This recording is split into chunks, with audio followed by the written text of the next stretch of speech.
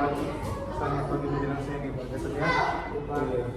Alhamdulillah kita sudah sampai di pendampingan individu 4. Bagaimana keadaannya Pak Yusri? Sehat? Alhamdulillah sehat. Alhamdulillah sehat. Jadi yang pertama saya tanyakan bagaimana dengan pretest Bapak semalam? Alhamdulillah lancar Pak. Jalannya juga lancar. Alhamdulillah. Tidak ada kendala ya soal pretest itu ya. Oke. Hari ini Bapak Dasrin kita akan melakukan praobservasi, kemudian setelah kita melakukan kegiatan percakapan praobservasi ini, saya akan melakukan supervisi akademik yang dimana tujuan supervisi akademik ini, observasi pembelajaran ini membantu Bapak Dasrin dalam mengembangkan dan meningkatkan kompetensi Bapak sebagai guru. Jadi kita akan ngobrol santai. Baik, kegiatan ini kita akan melihat sejauh mana kesiapan Bapak dalam melaksanakan kegiatan pembelajaran. Oke, nah dari pembicaraan kita ini Bapak Dasrin, apa yang Bapak mau harapkan? Yang saya harapkan dari sini kan Pak, saya lebih bisa ini Pak, mengajar itu lebih santai gitu kepada anak-anak gitu kan Pak. Jadi sehingga saya juga jadi nyaman gitu Pak, ketika anak-anak itu lebih dekat dengan saya, jadi saya mengajarnya lebih rileks gitu, anak-anak. Dari kegiatan pembelajaran. Iya, dari kegiatan pembelajaran. Kalau boleh tahu saya, Bapak nanti akan memberikan materi pembelajaran apa? Gimana nih Pak? Kalau boleh tahu saya, Bapak akan memberikan materi tentang apa? Tentang dia keliling persegi panjang. Misalnya berarti matematika. Iya Pak. Kelas 4. Oke, kelas 4. Oke. Jadi nanti setelah kita percakapan ini sudah kita sepakati. Setelah ini baru nanti saya lihat nanti bagaimana Bapak Dasid proses pembelajarannya. Kemudian saya melakukan observasi pembelajarannya. Kemudian Bapak Dasid, apa tujuan pembelajaran yang Bapak akan lakukan nanti? Tujuan pembelajaran? Tujuannya apa? Tujuan pembelajaran ini jadi nanti itu anak-anak itu bisa mengaplikasikan dalam kehidupan sehari-hari. Ya. Misalnya nanti di dalam kelas itu kan ada otomatis papan tulis, kemudian ada buku, itu kan persegi panjang, ya, kemudian nanti ada meja juga persegi. Jadi anak-anak itu bisa nanti mengerjakan dalam kehidupan sehari-hari, bentuk sehari-hari. Itu tujuan sebenarnya. Anaknya itu jadi paham. Saya paham. Jadi mengenai aplikasi ke dalam kehidupan sehari-hari seperti itu ya. Kemudian Bapak Dasin, yang saya mau tanya, apa saja persiapan yang Bapak sudah siapkan? Yang saya persiapkan itu media, ya Pak. Kemudian ada nanti RPP, kemudian nanti ada laptop, dan saya nanti rencana ini masih direncanakan kan Pak, pakai fokus gitu Pak, biar anak itu lebih gampang Pak. Sudah persiapan sudah yang Bapak lakukan. Kemudian apa nanti yang Bapak duga-duga nanti hambatan dalam menyampaikan materi pembelajaran nanti? Yang saya duga itu Pak, mungkin di anaknya dan Pak, mungkin ada anak yang ribut, kemudian ada anak yang paham dan kurang paham. Jadi kan ini anak-anak itu kan gak semuanya pandai langsung bisa gitu kan Pak. Yang terhambatnya sebenarnya anak yang pola pikirnya itu masih lambat gitu Pak. Oke. Nah, persiapan apa lagi yang Bapak anggap masih kurang? Yang persiapan itu yang saya anggap kurang, dia lebih ke apa ya Pak, kayak seperti media gitu Pak, media yang lebih maunya banyak gitu Pak medianya, biar anak itu lebih gampang memahaminya. Karena ini cuman medianya sedikit, karena kan mungkin dari waktu saya Pak yang terlalu main sibuk gitu kan Pak, jadi menyediakan media itu pun yang ala kadarnya aja gitu Pak. Oke. Kemudian apa kompetensi yang Bapak kembangkan dari kegiatan ini? Ini kan ada KI, KD, kemudian 7 pembelajar. Jadi kompetensi yang mana yang Bapak kembangkan pada kegiatan hari ini? Kompetensi yang saya gunakan berharap gitu kan Pak, anak-anak itu setidaknya bisa memahami Pak yang saya ajarkan dan bisa mencontohkan ketika anak-anak itu sudah saya berikan pelajaran dan mereka sudah tahu gitu Pak. Oke, kemudian apa yang berbeda pembelajaran Bapak ini dengan sebelumnya? Yang berbeda mungkin dari medianya satu, kemudian Pengaplikasian, apa maksudnya? Ke kehidupan sehari-hari. Biasanya kan saya tidak melibatkan dalam kehidupan sehari-hari. Tempat ini, pelajaran ini memang benar-benar saya aplikasikan itu dalam kehidupan mereka. Gitu. Contoh misalnya mereka bisa bermain sambil belajar. Ada lagi selain itu, maksudnya yang apa namanya itu? Oh, jadi dari gaya pengajaran saya Pak. Ya, apa itu? Jadi itu nanti anak-anak itu saya buat, saya kelompokkan tidak yang pintar yang pintar Pak. Jadi nanti saya kelompokkan anak itu yang senyaman mereka bisa lebih luas untuk mendapatkan pelajaran Pak. Jadi nanti yang ribut sama yang tidak ribut nanti saya gabungkan, dan yang pintar dan yang kurang itu nanti saya gabungkan. Jadi di kelas itu tidak monoton Pak. Pembelajaran apa namanya? Pembelajaran berdiferensiasi. Oke, jadi Bapak menekankan di dalam proses pembelajaran Bapak ini pembelajaran berdiferensiasi. Kemudian ada lagi yang mau Bapak masukkan kompetensi Bapak atau yang Bapak tekankan pembelajaran ini? Seperti itu saya. Itu saja, berdiferensiasi. Jadi Bapak sudah mempersiapkan medianya, kemudian sudah Bapak persiapkan semua, sudah Bapak beritahu juga hambatan-hambatannya. Jadi kalau misalkan hambatan ini kita bisa kita tangani, kemudian kita kecilkan sekecil-kecil mungkin agar nanti proses pembelajaran ini kita laksanakan dengan sebaiknya. Oke Bapak Dasrin, saya rasa cukup percakapan observasi kita. Setelah ini saya akan melakukan observasi Bapak dalam proses pembelajaran. Oke Bapak, siapkanlah kelas Bapak, kemudian media Bapak dan sebagainya. Oke, sampai di sini. Terima kasih Bapak Dasrin dan assalamualaikum. Waalaikumsalam.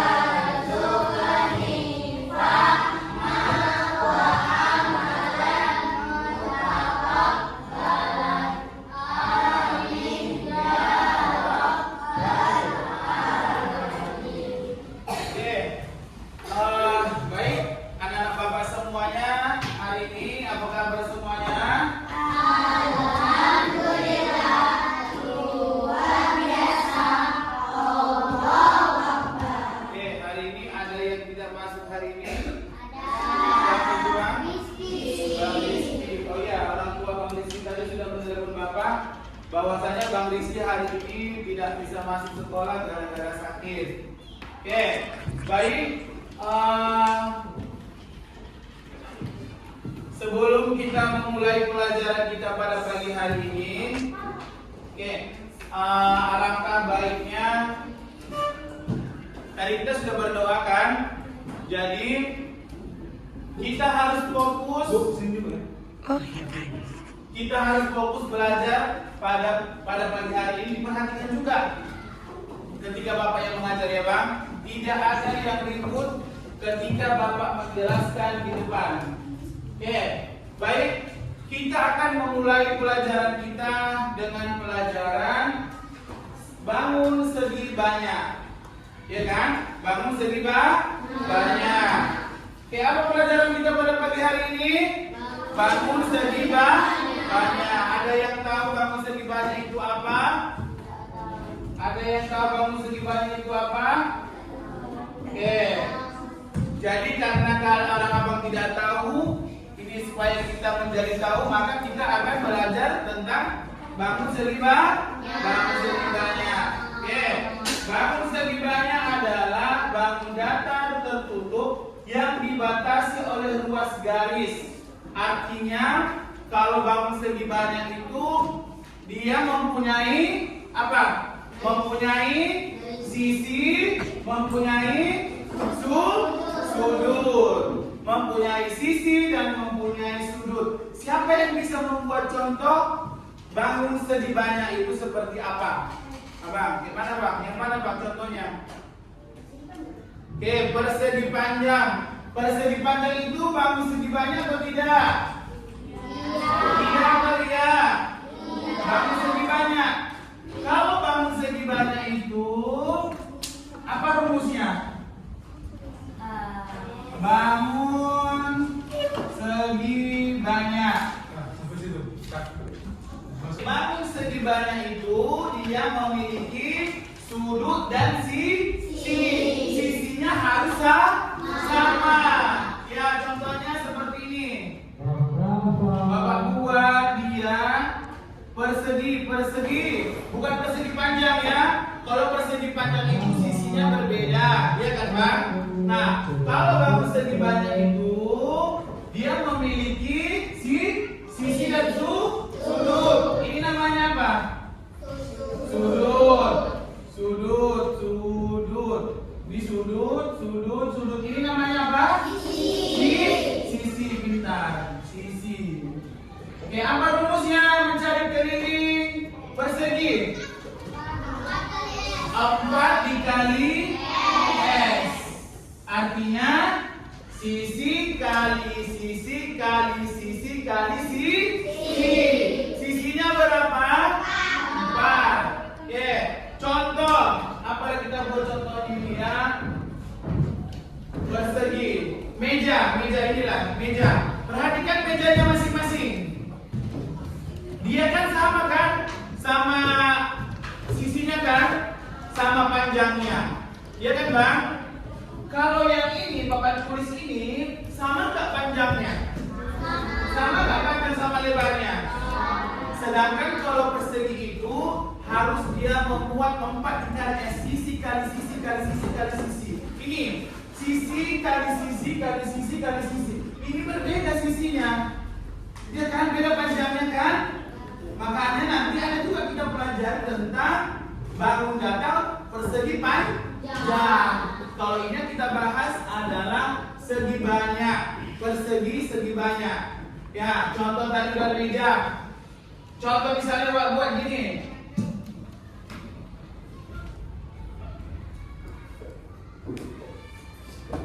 Ini namanya persegi atau bukan? Bukan. Kenapa bukan?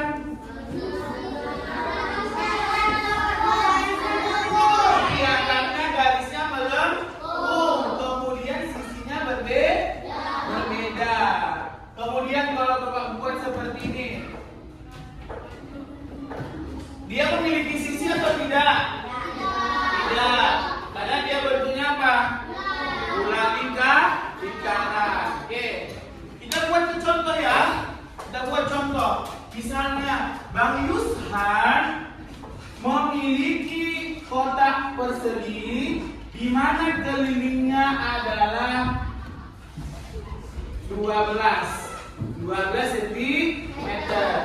Yang kita sisinya 12 cm.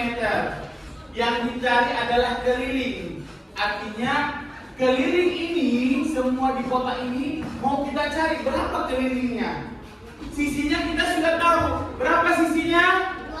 12 cm. Kita masukkan rumus. 4 dikali S-nya berapa? 12. Maka kelilingnya berapa? 4 dikali 12. Ayo. 4 dikali 12. Berapa? berapa? 48 cm. Jadi keliling yang dipunyai Bang Yushan tadi sebanyak 48 cm. Paham? Paham? Oke.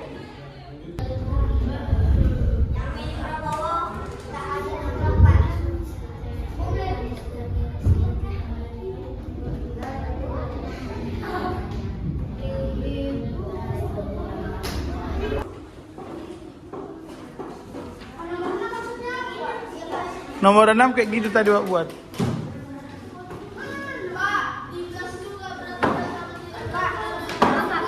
Iya.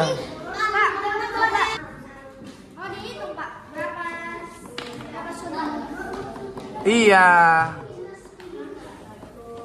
Anak-anak Bapak semuanya, sebelum kita tutup pelajaran kita pada pagi hari ini, Bapak mau tanya, bagaimana perasaan kalian belajar tentang bangun segi banyak? Senang? Alhamdulillah. Perasaannya senang. Kenapa bisa senang, Bang Obi? Kenapa Bang bisa senang? Kenapa Bang? Karena belajar bangun segi banyak. Bang Adit, kenapa Bang senang? Merasa senang?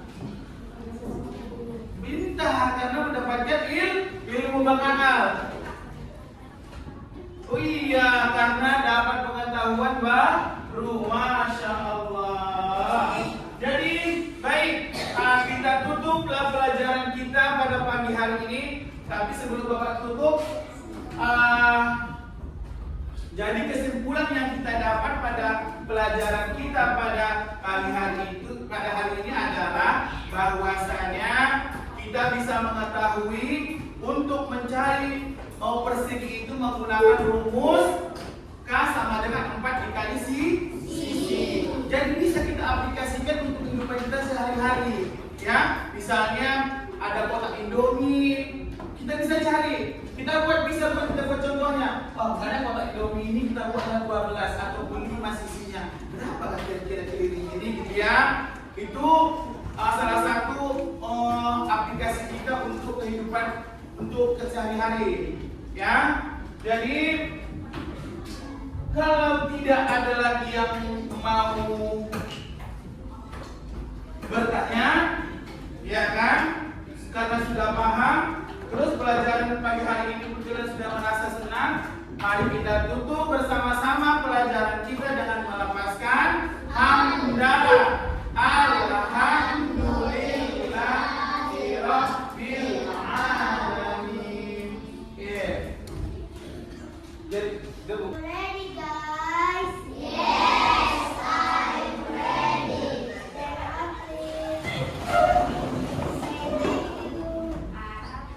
Thank you. Sit down please.